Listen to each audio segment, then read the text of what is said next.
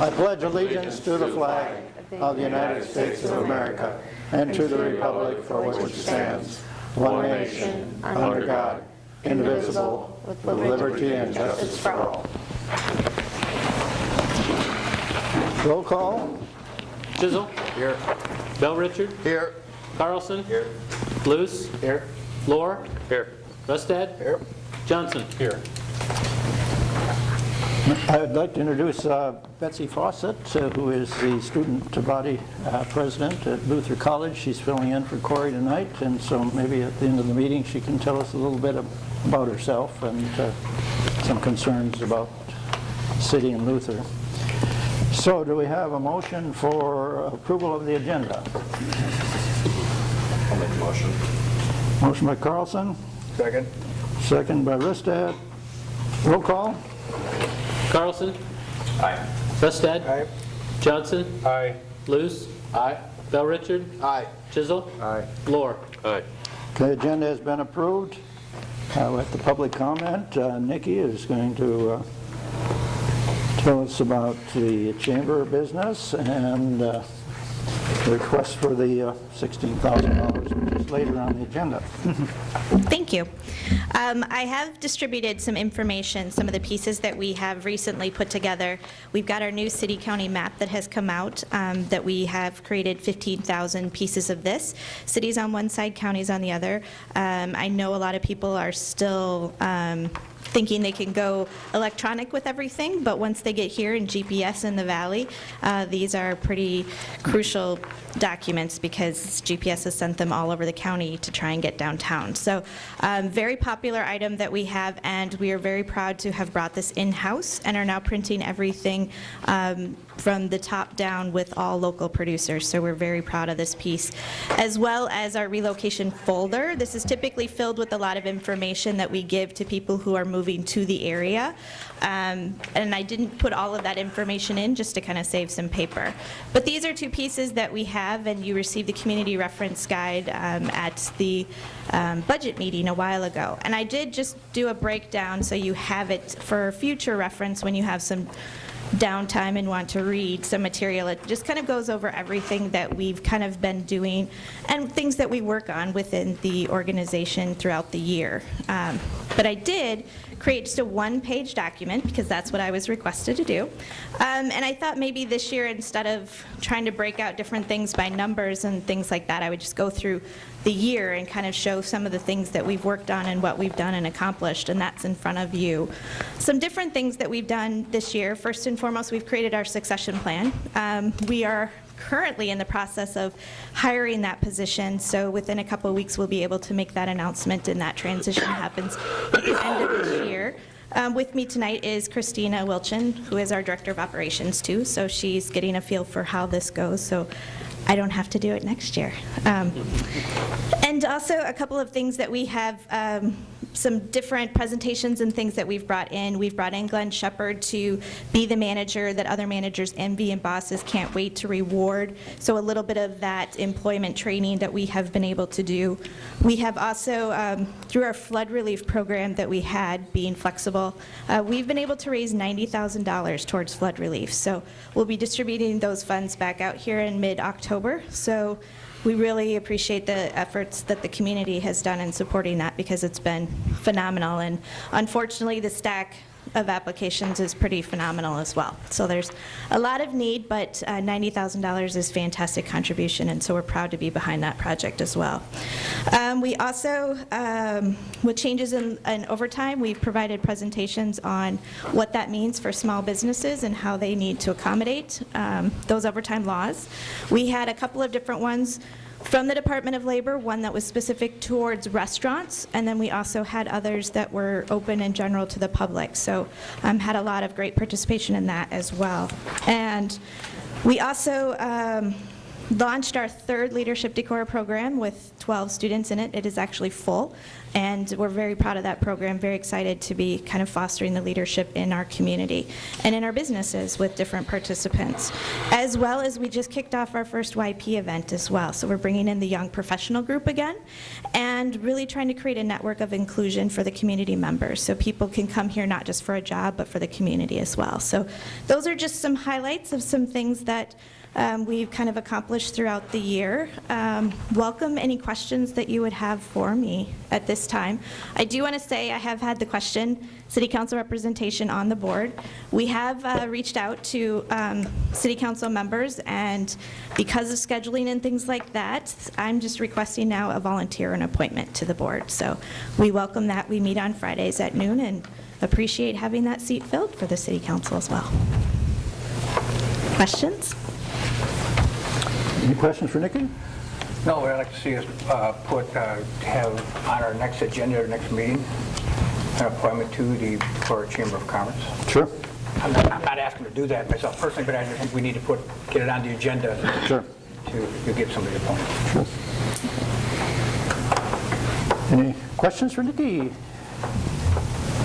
We have your funds in the budget, and it's just a kind of a formality, but I appreciate your keeping us up to date. Absolutely. Thank you very much for the opportunity. I guess I do have one Yes. question, because it is asked. Sure. We do have, what's the process of kind of helping fill some of our downtown vacancies?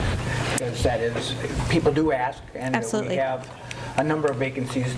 What is the process that's going? I've talked to several business owners, several property owners, to kind of talk about some different things that we could be doing. The concept of the pop-up business has been discussed because currently we kind of worked really hard to backfill a lot of businesses when we first started seeing the transition happen. So a lot of people that were ready to go and were right there were able to get in. And so we had a lot of new businesses that started up, and now we've started to lose a few more of those. So we've talked about how do we get people to the right space, how do we get people to actually have their business plan developed instead of just an idea. So those are things that we've been working on as well. We're challenged just like everybody else. We've got a lot of ideas, and now it's just kind of people are a little intimidated, but there's also work that needs to be done in those buildings as well. And so we've talked to those business owners about the USDA revolving loan program. We've talked to even those startup businesses as well as something. We've got at least $25,000 that can help kickstart some things. Can that help it? We would love to see them filled as well, and we're working on it. It's just going to be kind of a slow process, and we're very fortunate because for the community that we have, there's still very few of those. We also are working very hard with our existing businesses to get their succession planning done because that is a key element. They have to figure out how they're going to move their business instead of just one day saying, I'm done and closing my doors. So that succession planning is a huge piece as well. Thank you. Thank you. Anything else? Thank you. Great, thank you.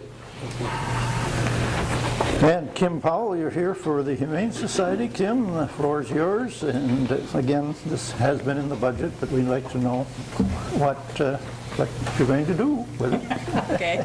Yeah. Have any of you been out to the Humane Society building? A few? Great. Okay. We're located, for those of you who haven't been out there, we're out in the Decorah Business Park, and on December 1st we'll end our second year in operation.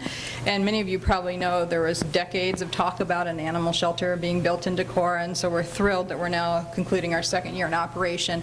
And it's really a building that people can be proud of and an operation. It's state-of-the-art, 3 air exchange systems, glass kennels, 3 huge yards. We pride ourselves on the animals, especially the dogs, getting out for walks and to play at least 8 times a day. So it's really a high-quality facility that's drawn attention from areas, people coming in for volunteerism projects from like Isle of Capri or the Raptor Resource that build us into their day. So it's kind of been a nice feature for the city of Decorah. As far as our work and what we offer to the city of Decorah and surrounding communities, until we had the animal shelter built here, there really wasn't a place for many animals to go that had no home. So they were on the streets, or quite frankly, I don't know where many of them went, because the police department only has one holding facility or kennel for them. We had over 100 stray animals come into the shelter in 2015, and we've surpassed that number. We're over 115 right now for 2016. So that shows some of the work that we've been doing. 80% of the dogs are reunited with their owners. The rest we spay and neuter, vaccinate, and put them up for an adoption. We're a no-kill facility, so we're committed to an animal for life as long as they're adoptable. Cats have been a long-term issue in the area because police and sheriff don't have facilities to deal with them, so this is a new thing that we're offering. Just an interesting side note, of the 24 cats that have come in stray this year from just the city of Decorah, not surrounding areas, only one has been claimed. So that tells you how many stray or unowned cats are in the area. And we do spay and neuter them, so we're contributing greatly to decreasing the overpopulation of particularly cats, but also other animals in town. Big change in the center. When we started, we had one paid staff member, a director. We quickly realized with how busy we got with animals that we needed more. So we now have 3 full-time staff members at the center. One person in charge of dogs, one in charge of cats, and one in charge of people. I don't know which one is the most challenging, but that's working really well because we're staffed from 6 a.m. until 9 p.m. at night out at the center. So far we have contracts with Winneshiek County and with the city of Waukon. Otherwise, all of our funding is strictly through fundraising and adoption fees. So that's why we've come to City Council to hopefully have some funding that you had said was worked into the budget that can support the activities of continuing our work to find stray animals home, but also continuing our work for reducing animal overpopulation in the area and continuing to really be a source of volunteerism within the community. I'm happy to answer any questions you might have. Question for Kim. You have an age restriction before they can volunteer, right? Yes, we do. To volunteer alone, someone has to be 14. They can volunteer as young as 10 if they're with a parent, and we do have a volunteer orientation that all of our volunteers go through. They also sign a liability waiver as part of that orientation process. Any questions? Thanks, Kim. Thank you. Move on to the consent agenda, which are the minutes of the September 19th meeting. The claims. Item C is consider a street closing for Park and Rec Department Touch a Truck event October 15th from 9 a.m. to 2 p.m. The 400 block of Hively. D is change order number 5, Highway 9 Water and Sewer Utility Improvement Project of $16,639.90. Item E is final partial pay estimate and change number 17, Highway 9 Water and Sewer Utility Improvement Project of $20,410.88. Item F is a resolution 2764 accepting the Highway 9 Water and Sewer Improvement Project as complete. Item G is partial pay number 4, Sweet Parkway Road Project of $301,720.54. Item H is fiscal year 16 annual urban renewal report, and item I is considered temporary construction easement on industrial lane for material storage, Decorah hotel properties. Any questions about consent agenda? Yes, I've got one, Mr. Mayor. If we give a consent and it passes, does that take issues in that consent agenda off discussion? Say that again. In the Highway 9 project, if I have some questions about the Highway 9 project or funds, Okay. does approval of the consent agenda pass that without discussion? It will, yes. You can have some discussion now, or you can remove it and have further discussion. Okay. Do you want to remove something and then have further discussion? I would like to remove the Highway 9 project and have some discussion. There's things like Tamarack, as my understanding was that the project manager out there on site allowed dump trucks to travel an area that they shouldn't have, which, according to some residents up there, caused damage to Tamarack. And I'm wondering why the city is having to pay for that if that was a construction damage. Okay, let's approve all the consent agenda other than item E, and then see if we'll approve item E later or have some discussion. So, Item E is the truck event. oh, excuse me, which? No, item E is final pay estimate. F, retainage G, number H, 17. and I are the Highway 9 projects. F is, I got Tamarack's under F. Well, it's the Highway 9 project. So you're talking about the final pay estimate and retainage number 17? Yeah, it's item E, isn't it?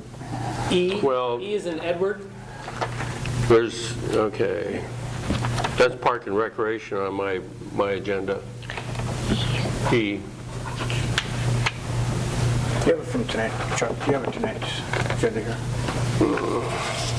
That one's not totally filled out, so that's what you got. Okay, I'm sorry. Should be on- Okay, it would be D, E, F. F basically here is basically where it refers to Tamarack Drive on F.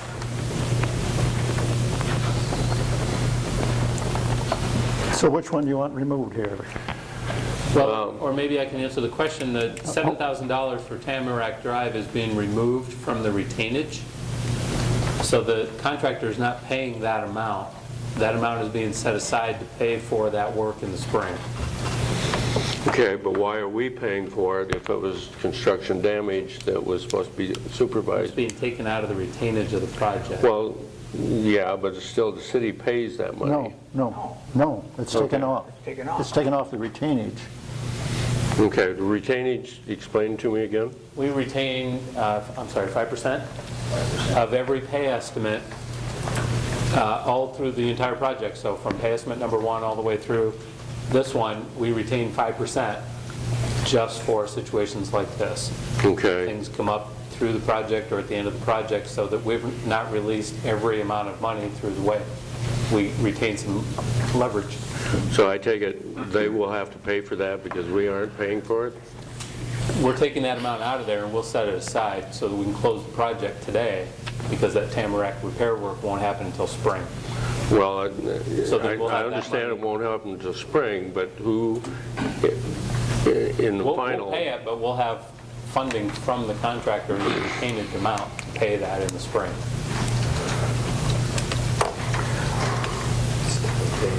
Contractor with Brunings. Contractor with Brunings, correct? So basically, we're taking $7,000 off. What we would otherwise What we release. were going to pay Brunings, we're taking that $7,000 out, we're putting it aside. In the spring, that work will be done. Will that $7,000 then be paid to Brunings after the work is done? Okay, I think this is what Chuck's trying to figure Yeah, out. it's- You know, or... We're still paying for it, and it wasn't our problem to take care of. That's what I'm thinking. We're not paying for it. We are not paying for it. That's what we're trying to, Gary just asked. We're There's- taking there's additional money- money, We're we're taking- taking additional money from the retainer, and we're going to pay it for the repair with that, with their money. It's money set aside Yeah. for, So they're paying it. for something like this. Okay. Skyline is, Brunings, Skyline, whoever was the contractor, if you know what I'm saying, we'll be paying it. So are you okay now or not? Well, not really, but I'll go ahead and withdraw my Well, Lindsay, do you motion. have a better way of explaining it, or? I would think of it as a credit. In other words, we would have paid that $7,000 as part of the final project cost, but instead, we're receiving that $7,000 in credit. And then we'll use that $7,000 to make the repairs so that it can be, so that you can close the project. That's really what we're doing. That still don't help me any. Well, actually, Chuck, yeah, the Brunings are going to be eventually going to be paying for the repairs. Okay? Right. with that $7,000. Now, yes, we're paying Bruning $7,000, but out of that $7,000, they've got to make those repairs. So let's say there was no damage ever made. They still would have received the contracted amount for doing the work, and they would not have had to repair anything because they didn't damage anything. Well, now they've damaged something, they're still going to have to fix it. We're still giving them the same amount that they were contracted for. So they have an additional $7,000 expense essentially. They would have gotten the money whether anything was damaged or not from us. Well, yeah, I understand that. My concern is that they should come out of their pocket, not out of that retention money. But I'll withdraw my motion. Ultimately, it does come out of their pocket, but, okay, do we have a motion for approval of the consent agenda? So are we withholding E? No. No, okay. No, we're approving the total consent agenda at this point. Okay, we had a motion by, was it Carlson? By Schussel. Second. And second by Bill Richard. Okay. Sorry, Liz. Roll call. Carlson?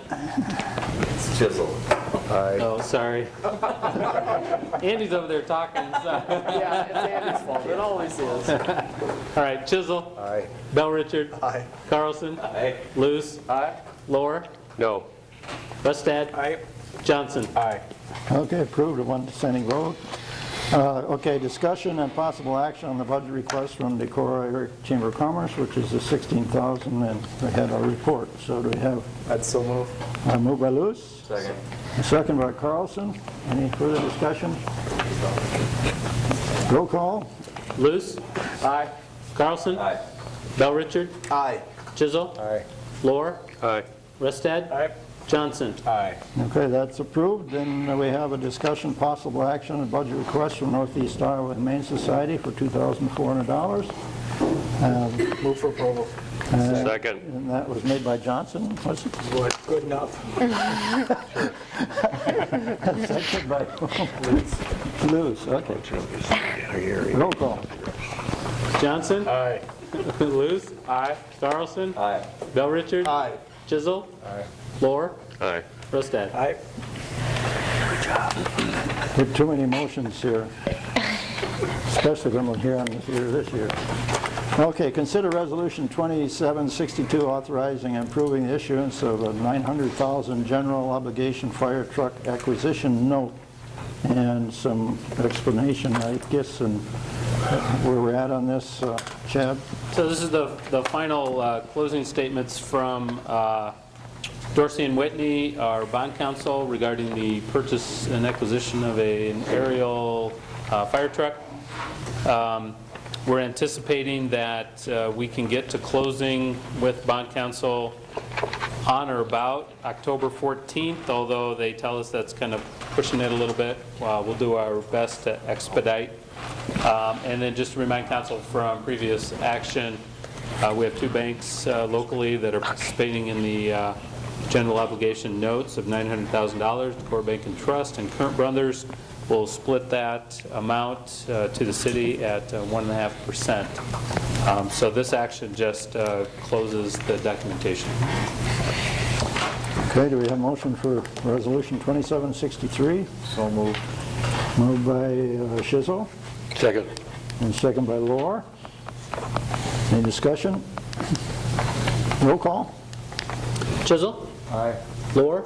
Aye. Rustad? Aye. Johnson? Aye. Luce? Aye. Carlson? Aye. Bell Richard? Aye. Okay, carried. Item I is consider a professional service agreement with Erdman Engineering for levy certification program. And actually, the next one is the agreement with Mead and Hunt. So maybe, Chad, you could discuss those two together. These two do go together, and they are closing in on some of our final certification work with FEMA. As you know, there's two aspects to our levy certification and accreditation program. Accreditation has to do with the Army Corps of Engineers and their inspection processes and the items that they see as either minimally deficient or deficient that need to be corrected as far as operation and maintenance. And then FEMA, as far as certification of the levee for a flood protection structure, has certain things that they want to see accomplished. And this picks up on action from probably a year or so ago when we had Mead and Hunt do some pumping calculations for us.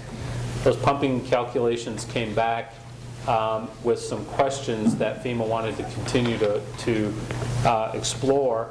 And basically they have to do with the ponding areas of the interior flooding areas. In other words, the areas that are on the city side of the levee that pond and collect, and then we have to pump over the levee.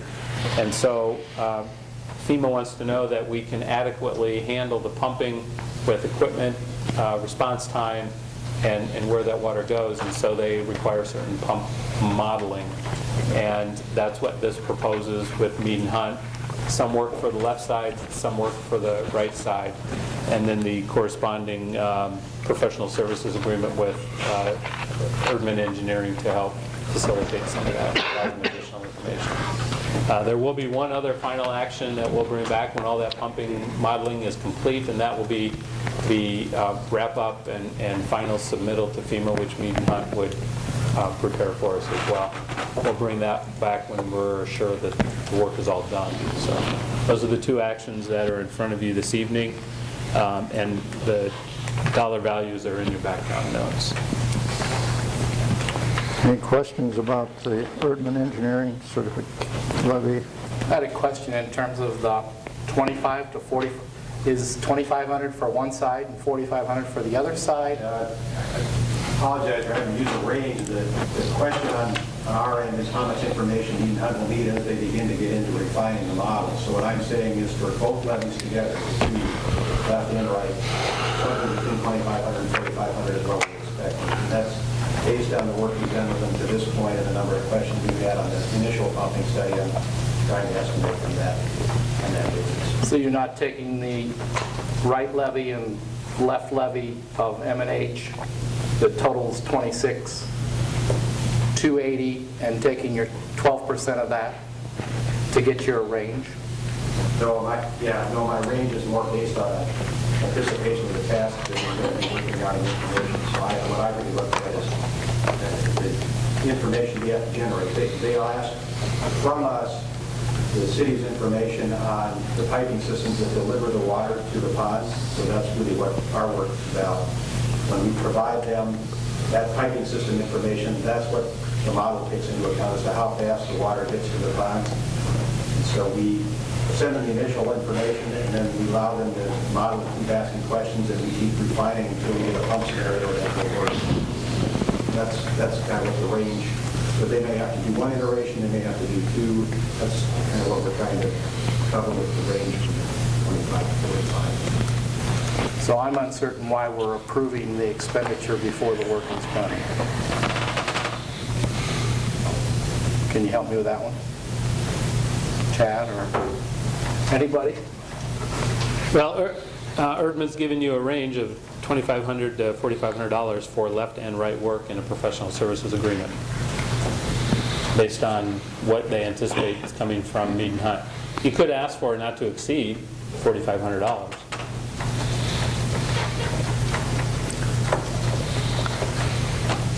From my perspective of 12% being the normal cost for engineering, I understand what Lindsay was saying about there's give and take in various things.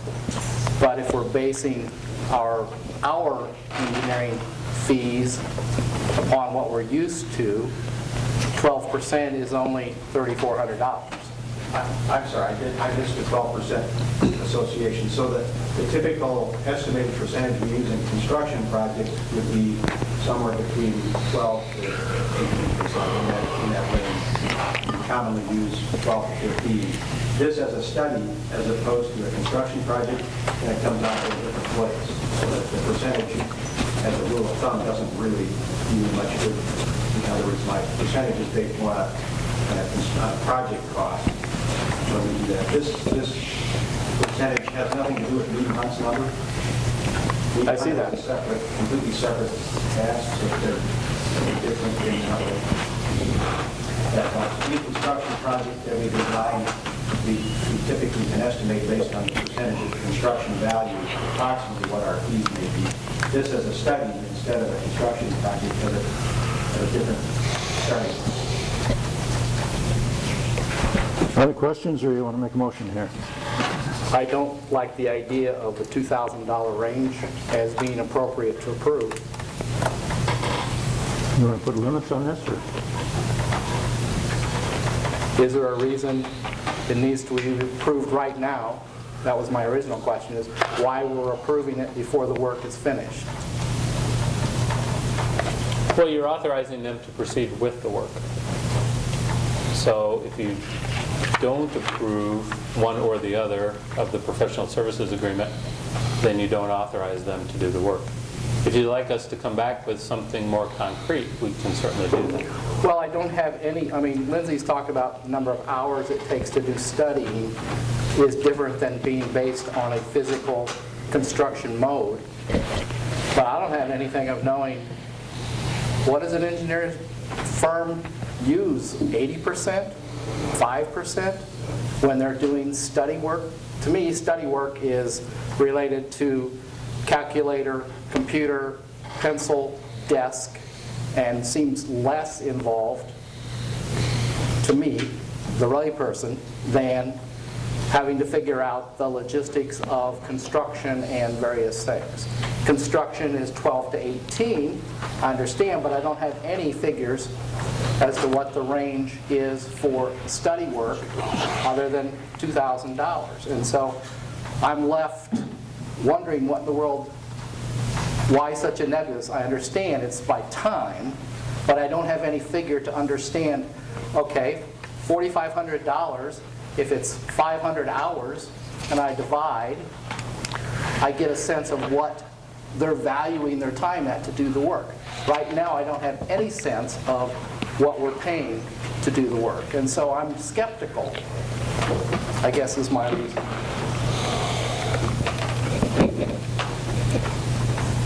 I would motion to approve the service agreements with Erdman Engineering. Okay, Bill Richard made a motion to approve. Do we have support? Second. Risted seconded. More discussion? So I guess, the meet and hunt is a number, but they don't break it down either.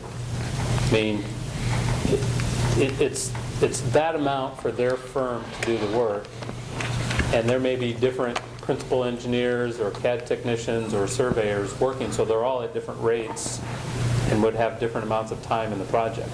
But yet they came up with a flat figure, what it would cost to do that.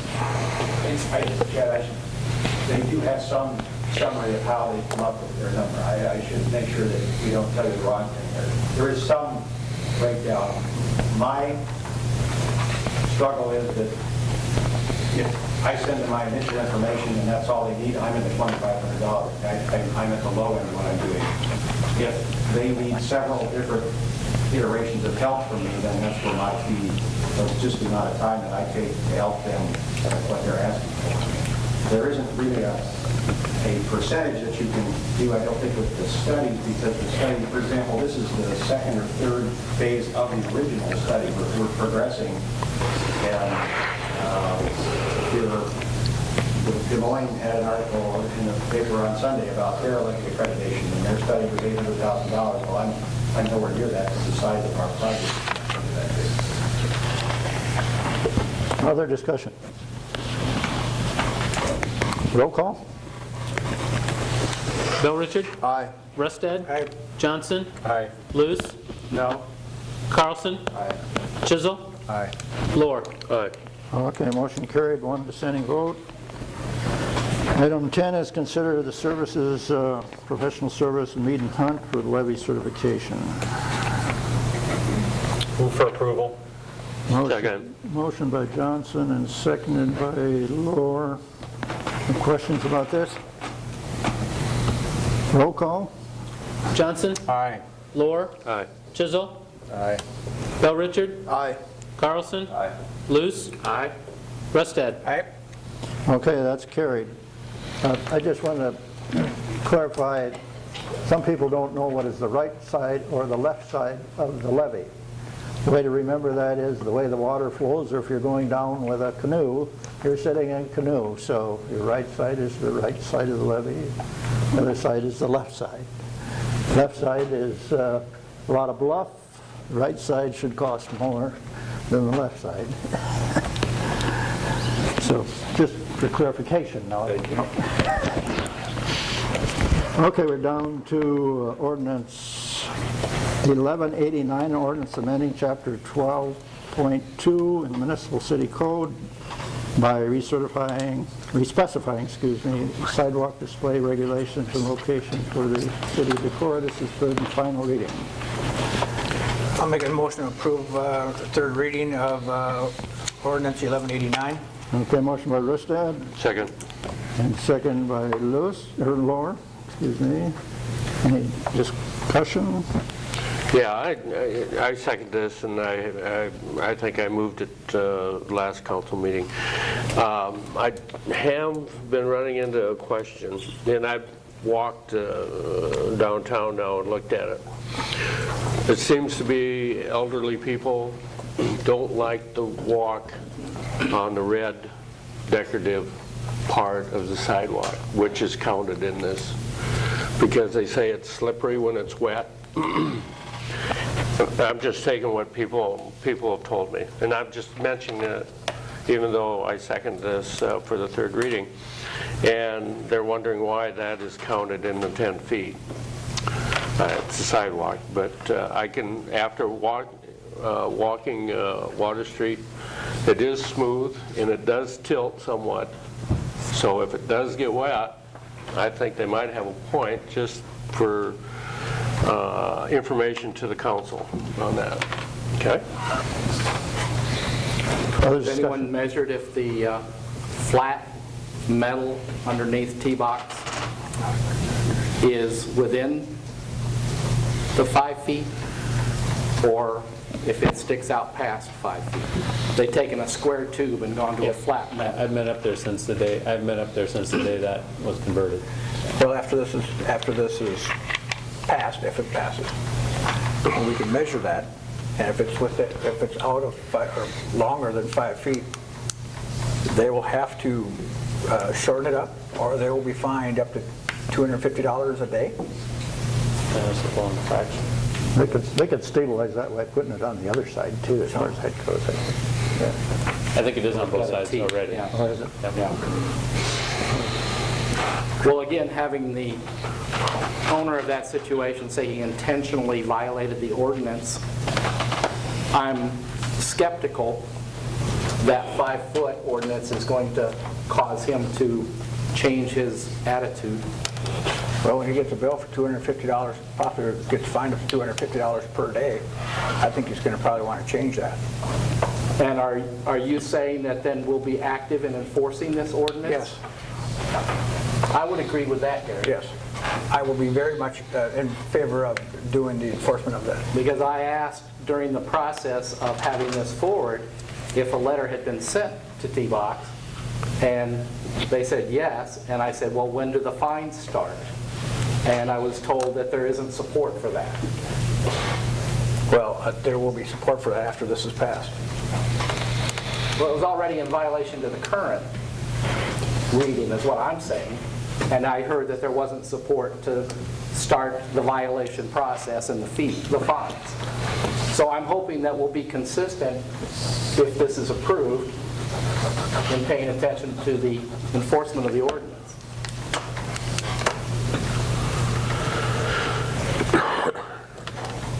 Other discussion? Ready for roll call?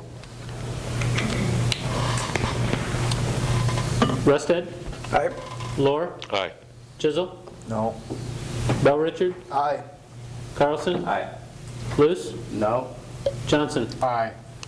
Passed with 2 dissenting votes. Down to consider board and commission appointments. Decorah Jobs, Inc. I suggesting Kirk Johnson. I did ask if there could possibly be 2 members, and the answer to that was 1 member. at this time, so I'm recommending Kurt Johnson for the Decorah jobs position. So moved by Lewis, Second. second I'm sorry, can you state that again? Moved? by Rested. Who's the appointment? Kirk Johnson? Yes. Second. Lewis made the motion and seconded by Rested. Any discussion? Yeah, so just for a point of clarification, and I'm sorry, that's what we were talking about down here. In the 28E between the city and Decorah Jobs, there's reference to creation of a joint board which shall serve and have the exclusive right to administer the use and expenditure of the hotel motel funds, so contributed to Decorah Jobs.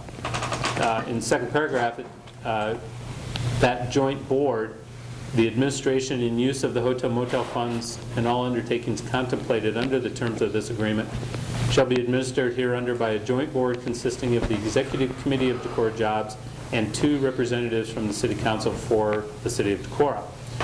And as I read through this, that joint board is separate from having any number of council members appointed to Decorah Jobs. And that was the question and point of, does this satisfy the agreement? And it doesn't, in my opinion. Do we not have a hotel motel committee that administrates? We have a hotel motel committee, but that's operated under the 2080 between the city and the chamber. And that's a different organization and a different 2080. This would contemplate a similar structure. It's not in place. Of the executive committee and 2 council That shall meet quarterly. for the amount of hotel motel that Decorah Jobs administers. Right. Thank you. Okay, should we move on to city manager, department head report? Well, you need to vote on that action. Oh, Sorry. we didn't vote on? Nope. Oh, sorry. So, So motion by Luce and a second by Rustad to appoint Kirk Johnson to that board. Is So that what correct? we're doing is meeting Decorah Jobs' request for a council person on their board, but not fulfilling the 28E obligations. That's correct, of establishing a joint board that would review expenditure of funds quarterly. Well, that could be another action. Okay. Any other questions? Roll call? Luce? Aye? Rustad? Aye. Lohr? Aye. Chisel? Aye. Bell Richard? Aye. Carlson? Aye. Johnson? Aye. Okay, carried. Then we'll move to city manager's report and department head reports. Politician, he voted for himself. Okay, Mayor, I have a couple of things I wanted to review with the council. In regards to the FEMA declaration, or I guess the presidential declaration for the FEMA storm event dated August 23rd and 24th, as you know, the president has declared that a federal disaster, and so we will be working with FEMA on project worksheets for reimbursement for public assistance, public infrastructure for areas that the city was involved in for that first storm event, which I believe runs August 24th through, that's 4 or 5 days after that. I'm not exactly sure what the date is. The federal government, FEMA, will contribute up to 75% costs, with the state contributing up to 15%, and then the local jurisdictions on for 15%. When it comes to damages caused in the dry run channel, the diversion channel, I have submitted a form PL 84, and I have a copy of that here if you'd like to see it, to the Army Corps of Engineers for participation in mitigation there. Because that is an Army Corps accredited structure, FEMA will not participate, and so we will work with the Army Corps of Engineers on the diversion cut, on the cut channel for any of that erosion and repair there.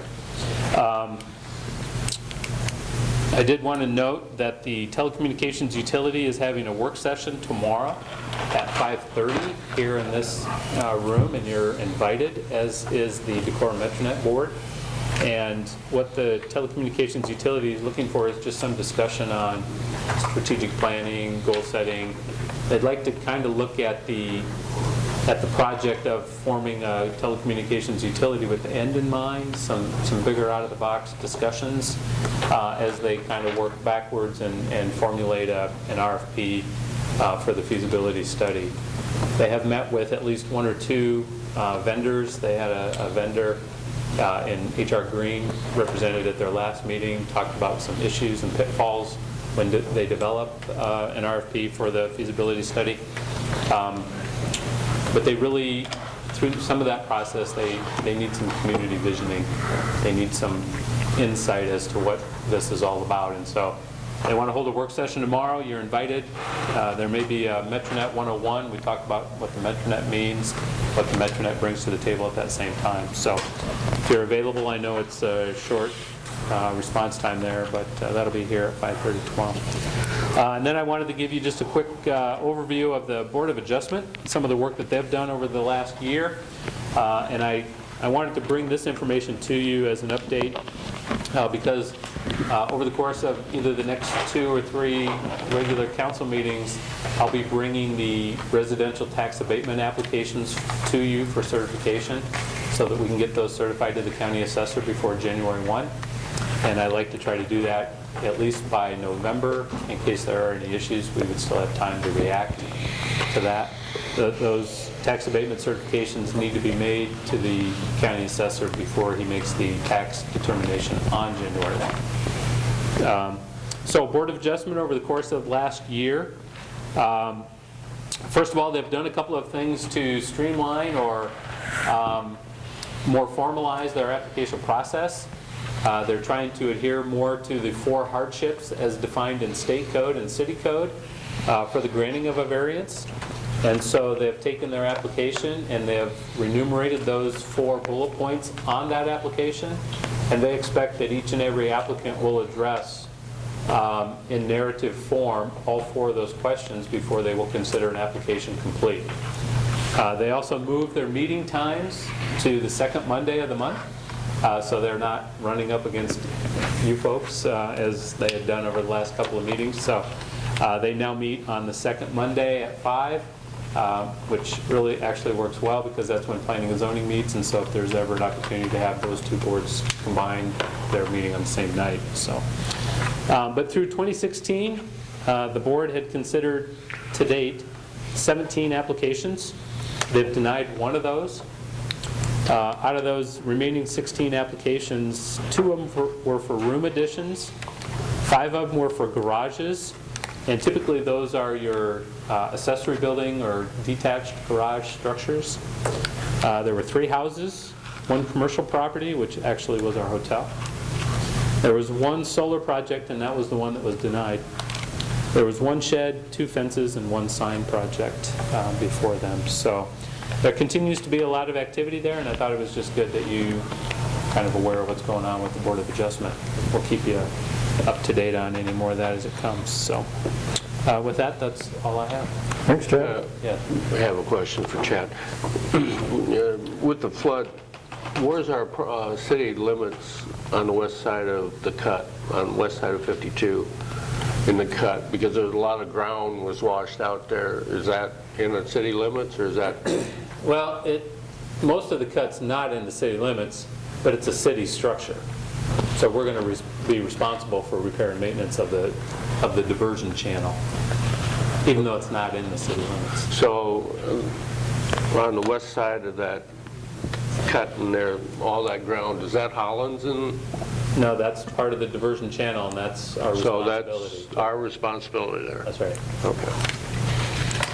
Chad, is it safe to assume of the number of approved applications by the Board of Adjustment, that a number of those were maybe negotiated at some point from an original application to make some changes or adjust the plans to fit? Yeah, I don't know the number, but the board does that from time to time. Sometimes an application will come in with a request for a 1-foot setback, and the board's not comfortable with that. And so they'll usually try to work that to something they are comfortable with. Okay. Okay, department head reports. Well, we know leaf season is in the air, now that we're past the floods, but start October 1st to November 15th, residents can rake out in the street. We also have the leaf bin open at our shop at 108 Railroad Avenue.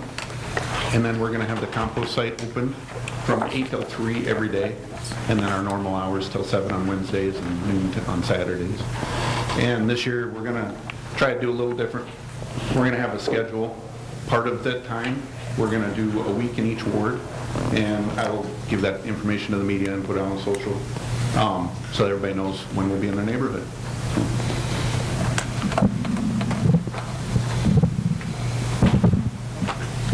Towards the end of last week and over the weekend, the Water Department started our annual hydrant flushing for the fall.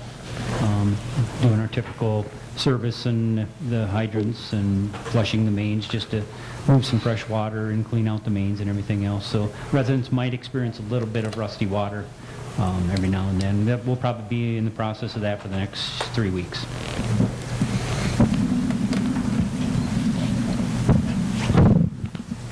The Park and Rec Department hosted the Iowa Parks and Recreation Association Fall Workshop here in Decorah, September 19th through 21st. This workshop is usually held in larger communities and major cities, so it was really exciting to have it for the first time ever here in Decorah. 81 Parks and Recreation professionals throughout the state came, and delegates were very impressed with the downtown and the unique landscape and outdoor features and leisure opportunities available here in Decorah. And many expressed great interest in returning with friends and family to the area as well, as over 50% of them had never been to Decorah previously. As far as Decorah Police Department, myself, I've been working with Chief Nixon. We've been trying to do a campaign to kind of connect with the community a little bit better. In law enforcement, nobody ever calls us to come to a personal level. It's always a professional level. So this Friday we're starting a campaign called Coffee with a Cop. It's going to be at Java John's, and it's for the citizens to kind of come down, sit down with us at a personal level, get to know us, get to know the law enforcement that are patrolling their neighborhoods.